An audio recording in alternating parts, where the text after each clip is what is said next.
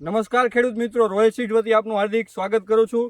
હું છું યશ કાનાણી. આપણે એક રોયલ સીડ્સના જયભેરીના પ્લોટ ઉપર આવ્યા છીએ. તો આપણે પહેલાં ફાર્મરનું નામ પૂછશું. તમારું નામ જણાવજો. કાકાભાઈ મારું ગામ?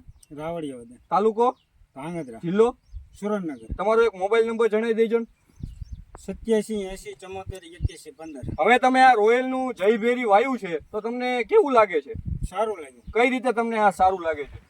આમ ફ્લાવરિંગ બધું સારું. ફ્લાવરિંગમાં ને એમાં તમને સારું લાગે છે, ઝીંડું સારું છે. અને સાઈડમાં આપણે બીજી વેરાયટી છે, એની કરતાં આમાં તમને શું ડિફરન્સ લાગે છે? એમાં સીધા ફાલ ખરવા માંડી જાય છે. એમાં ફાલ ખરી જાય છે અને આમાં આપણે ફાલ ખર્યો નથી. ખેડૂત મિત્રો, તમે વિડીયોમાં જોઈ શકો છો કે ફ્લાવરિંગ સારું લીધેલું છે ટોચ સુધી, અને નીચેથી જે ઝીંડવા લીધા છે. અને ઈ જ ફાર્મરે એમના જ ખેતરની અંદર બીજી વેરાયટી વાવી છે કે જે 4G 5G છે.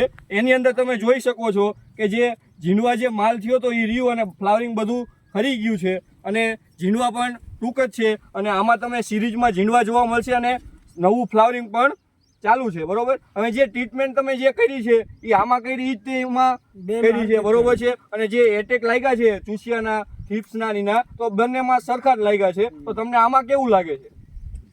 આમાં સારું.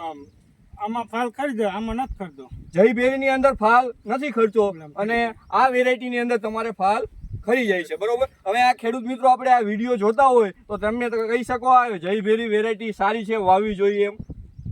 હા, કહી શકાય ને કે વેરાયટી સારી છે, તમે વાવ્યું છે એટલે તમે કહી શકો કે આ વેરાયટી વાવી જોઈએ. ખેડૂત મિત્રો, તમે કોઈ પણ છોડ લઈ લેશો કે જેમાં ફ્લાવરિંગ અને ઝીંડવું સારું બેસી ગયેલું છે, તમે જોઈ શકો છો વિડીયોની અંદર